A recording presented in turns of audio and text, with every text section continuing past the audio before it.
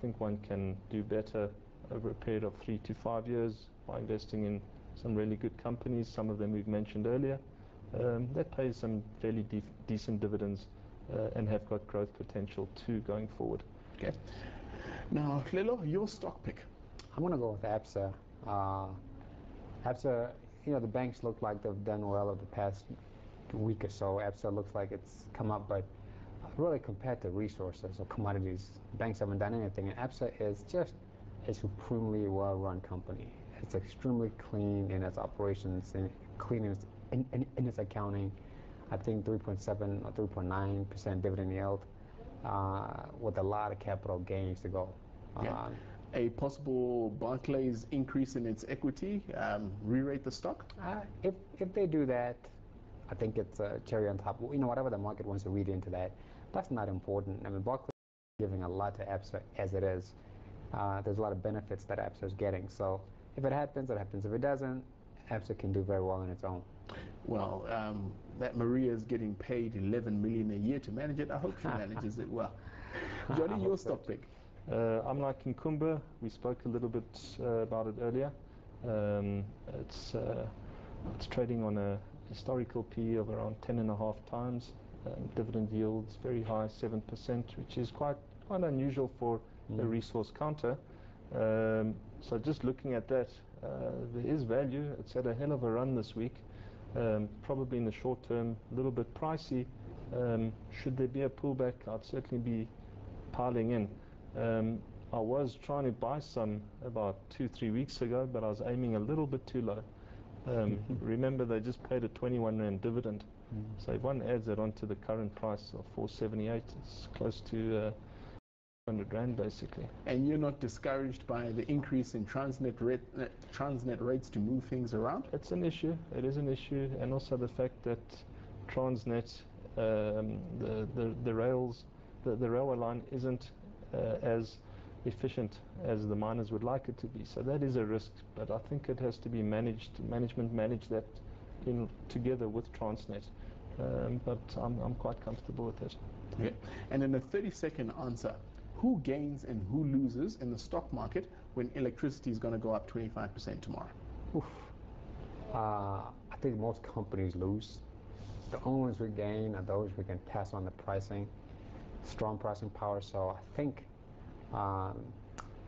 the likes of AVI, Tiger Brands, Pioneer, we have more pricing power. I think they gain.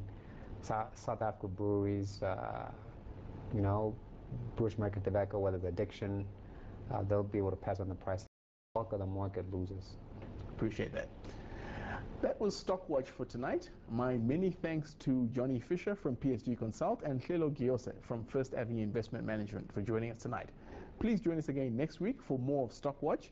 Until then, have a fantastic weekend.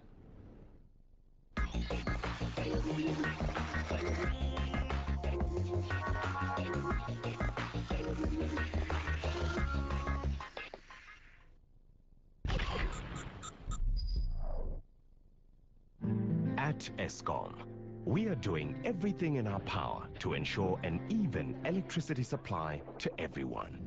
We're rebuilding power stations that have been out of commission for years and building 3 new power stations that will be amongst the biggest in the world. But it all takes time. That's why, starting right now, if every South African, all 49 million counting, works to save as much electricity as we can at home, at work, everywhere, together, we'll all have as much as we need. Eskom, your power is our power.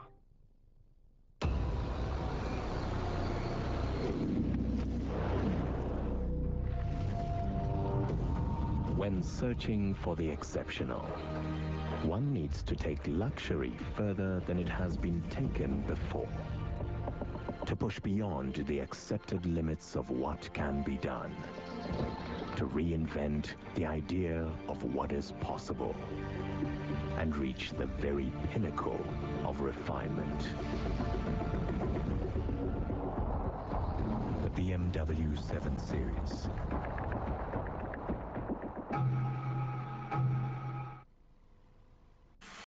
elke nuus en ontleding in jou taal op Sake met Summit. Ons moet altyd onthou wat in die ekonomie gebeur en wat op die mark gebeur. Dis nie twee kante van dieselfde muntstuk nie. Ewald Miller en Erika van der Merwe gesels met maatskappyhoofde. Ondervinding kry mens eers as jy dit nie meer nodig het nie, of jy het dit nodig wanneer jy dit nie het nie. Ontleeders As jy so groot skip omdraai, like, vat rigting, dat jy wen daar. en markkenners. Wie weet, miskien is ons almal gelukkig en daar's nog 'n rentekoersverlaging.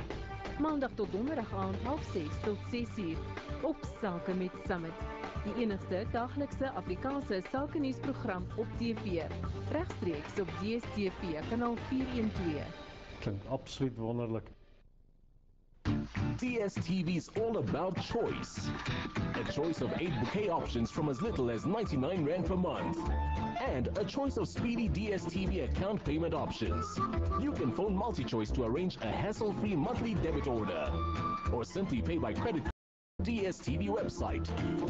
Or by electronic funds transfer using internet banking. You can also make a direct deposit at any ABSA branch. Or simply settle your account while doing your shopping at your local Checkers or ShopRite store.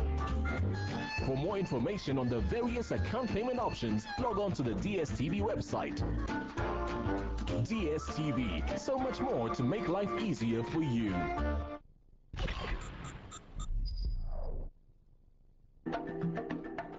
Business IQ is proudly brought to you by Credit Guarantee.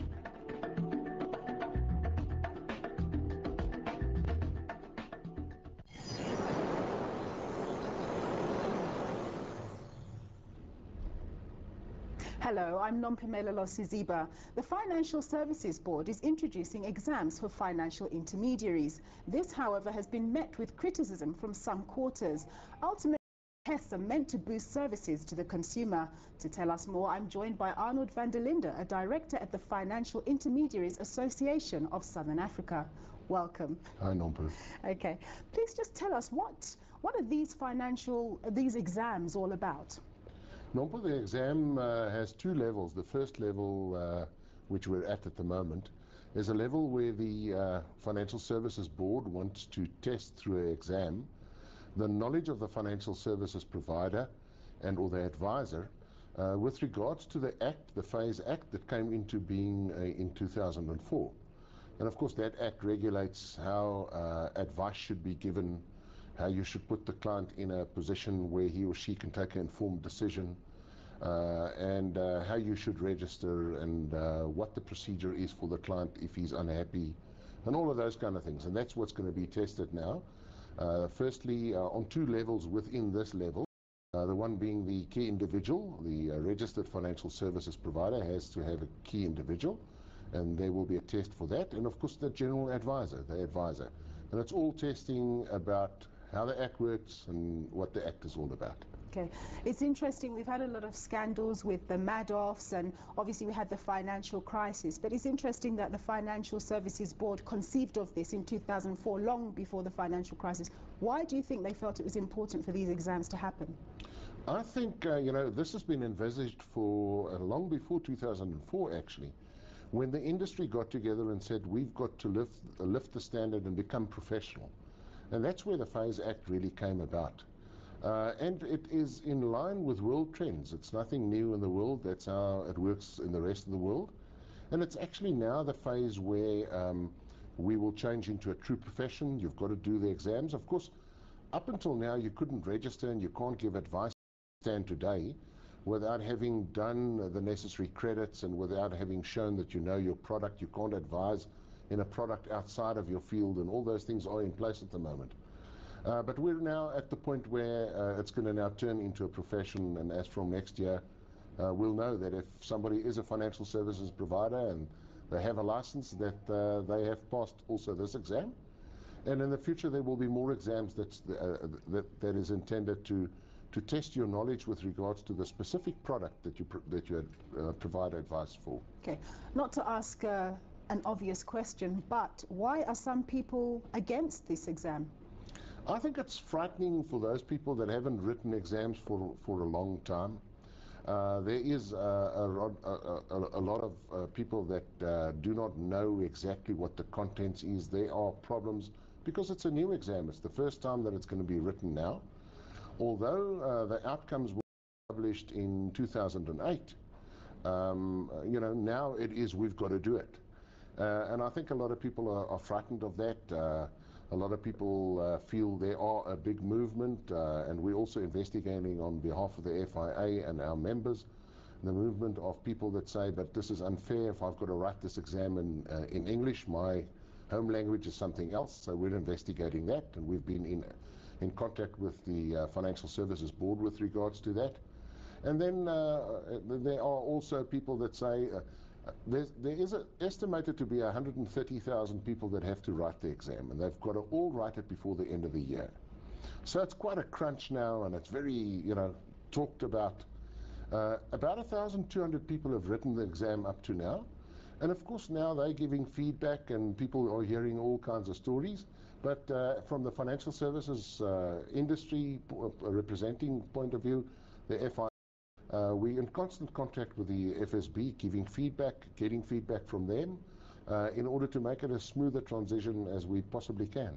Okay, what about the guy who's been in the insurance game for 15 years? Is he going to be exempt from these exams, or he's also going to have to take them? No, everybody, if you're a financial services provider and you're a key individual, you've got to write the exam. And if you're an advisor, advising the client, the ultimate customer, on anything, you've got to write this exam, and there are those 2 exams that have to be written.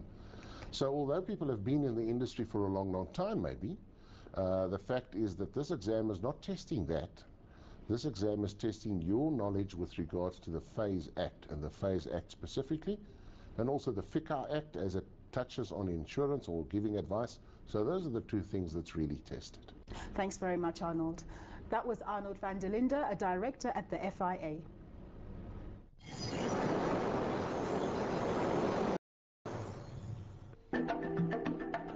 Business IQ was proudly brought to you by Credit Guarantee.